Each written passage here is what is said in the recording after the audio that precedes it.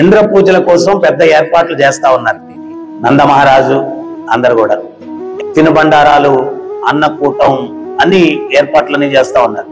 నంద మహారాజు అందరితో మాట్లాడుతా ఉంటే కృష్ణుడు వెళ్ళాడు. ఏం జరగబోతుంది తండ్రి గారు అన్నాడు. అయినా నువ్వు పిల్లోడివి, నీకు దేనికి ఇవన్నీ. కుటుంబ సభ్యులు అన్న తర్వాత పిల్లోడు పెద్దోడు ఇవన్నీ ఉండదు. కుటుంబ సభ్యుల మధ్యలో దాపరికాలు అసలు ఉండకూడదు. మీరేం చేస్తున్నారో చెప్పండి. ఇంద్రుడు మనకు వర్షాలు ఇస్తాడు కాబట్టి ఇంద్ర పూజకి సిద్ధం చేస్తా ఉన్నాం అన్నాడు. అప్పుడు భగవంతుడు చెప్పాడు, శాస్త్రాల్లో ఏమన్నా ఇంద్ర పూజ అనేది ఉందా ఎక్కడన్నా అని అడిగాడు. తండ్రికి చెప్తున్నాడు, చేసిన కర్మలను బట్టే అన్ని జరుగుతాయి కానీ మీరు ఇవన్నీ ఏం చేయాల్సిన అవసరం లేదు. వేదేశహి సర్వే రామేవ వేద్యో వేదాంత కృత్వేద విదైవచ. వేదాలు రచించింది ఆయనే, వేదాల యొక్క సారం ఆయనే, వేదాల యొక్క గమ్యం ఆయనే. ఆయనకి తెలియని వేదం ఏముంది?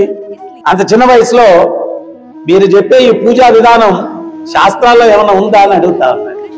7 సంవత్సరాల వయసులో తండ్రితోటి అక్కడ ఉన్నటువంటి పెద్దలు పండితులు అందరితోటి కూడా ఈ ఇంద్ర పూజలు ఏం చేయాల్సిన అవసరం లేదు, గిరిగోవర్ధన పూజ చేస్తామన్నారు.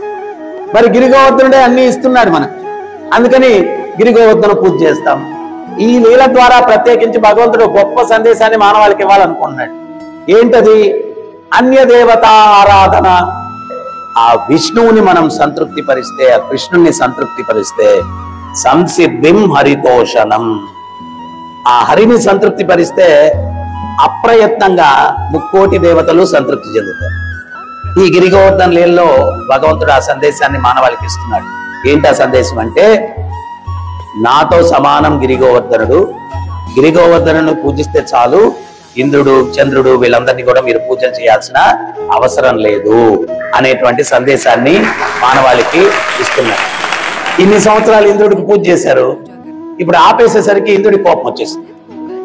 ఇంద్రుడు రకరకాల వేషాలు వేసి ఋతు మహారాజు అశ్వమేధ యాగం చేస్తూ ఉంటే ఆ అశ్వాలను అపహరించడానికి రకరకాల వేషాల్లో వెళ్ళాడు ఇంద్రుడు.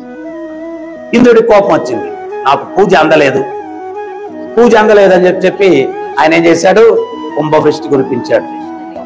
భగవంతుడు సింపుల్ గా 80 యోజనాల విస్తీర్ణం ఉన్నటువంటి ఆ గిరిగోవర్ధన పర్వతాన్ని అవలీలగా చేత్తో ఎత్తి చిటికిన వేలి మీద ఎత్తి నిలబెట్టుకొని వీళ్ళందరినీ దాని కిందకు వచ్చి ఆశ్రయం ఉండండి అని చెప్పి వాళ్ళకి ఆశ్రయం ఇచ్చాడు. ఆ లీల జరిగింది ఈ రోజు అన్నమాట.